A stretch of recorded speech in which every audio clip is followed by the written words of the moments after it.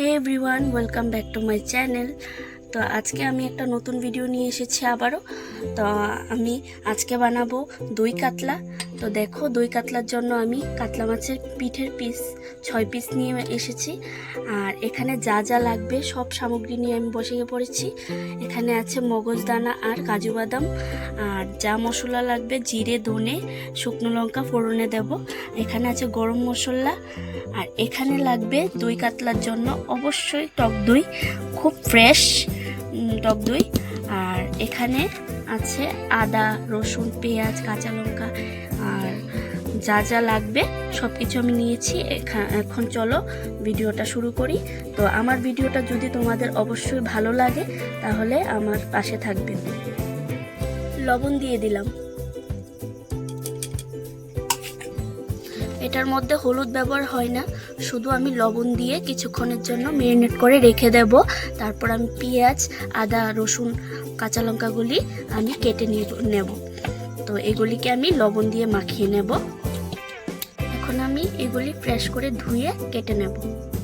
তো দই কাতলার জন্য কাঁচা লঙ্কা, রসুন, আদা, পেঁয়াজ আমি যা কুচিয়ে নিয়েছি। এখন আমি যা যা পেস্ট করা দরকার সেগুলিকে পেস্ট করে নেব। দেখতে থাকো তোমরা। তো আমি মিক্সিতে পেস্ট করে নেব, এই জন্য আমি সবগুলি নিয়ে নেব। এখানে নেব পেঁয়াজ, আদা, রসুন, কাঁচা লঙ্কা, আমি সবগুলি একসাথে পেস্ট করে নেব। আর মগজদানা আর কাজু বাদামগুলিও একসাথে দিয়ে দেব।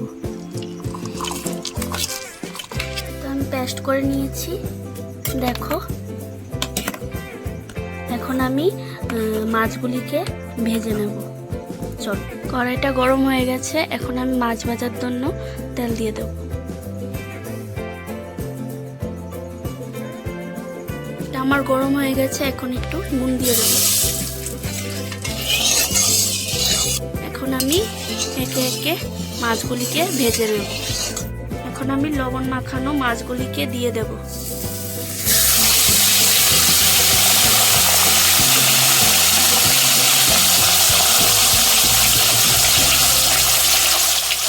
আমি একে একে ভেজে নেব সবগুলি মাছকে।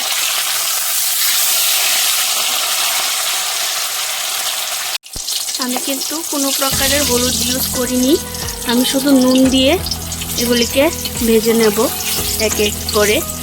যেহেতু মাছগুলি একটু বড় সাইজের, তো এর জন্য আমি এক এক করে আমি দিচ্ছি। আর দই কাতলার মধ্যে কোনো প্রকারের হলুদ ইউজ করা যায়নি। মাছটা আমার ভাজা হয়ে গেছে, তো আমি একে একে সবগুলি মাছ ভেজে নেব।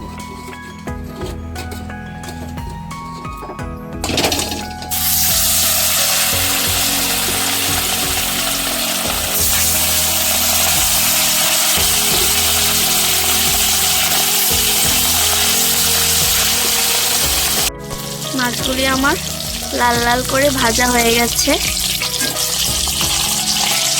ভেবেছিলাম লেগে উঠবে, না লাগেনি।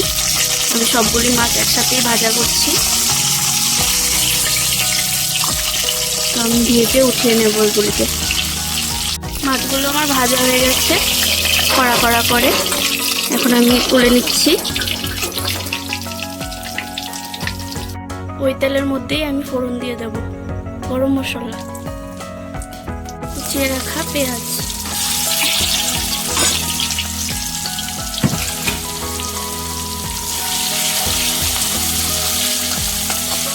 পেঁয়াজগুলিকে এখন লাল লাল করে ভেজে নেব। এখন পেস্ট করে রাখা মশলাগুলিকে ঢেলে দেব। এখন ভালো করে কষিয়ে নেব।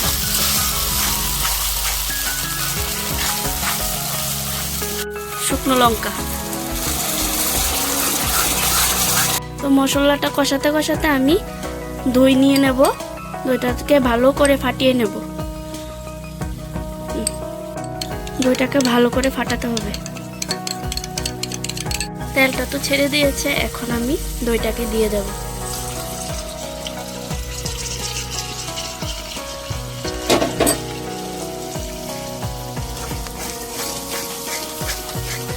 এখন আবারও ভালো করে কষিয়ে নেব।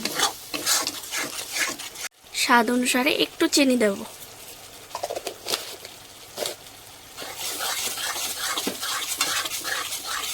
লবণ।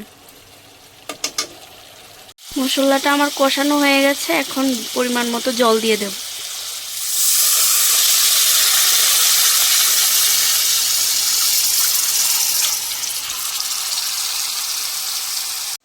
ঝোলটা ফুটে নিক, আমি ঢেকে দেব। তো ঝোলটা আমার ফুটে গেছে, এখন আমি একে একে সব মাছগুলি দিয়ে দেব এটার মধ্যে। এখন আমি ঝোলের মধ্যে সবগুলি মাছ দিয়ে দেব।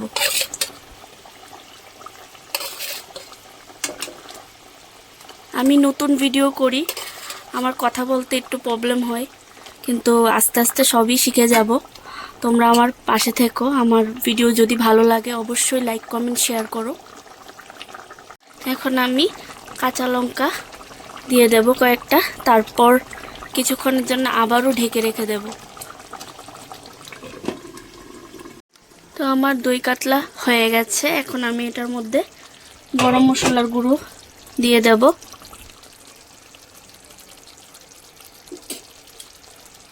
হালকা করে নাড়িয়ে দেব।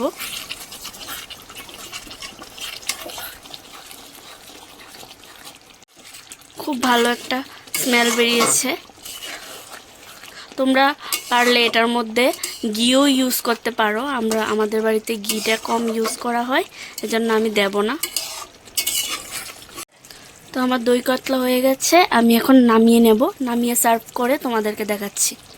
তো দেখো আমার দই কাতলা কমপ্লিট হয়ে গেছে।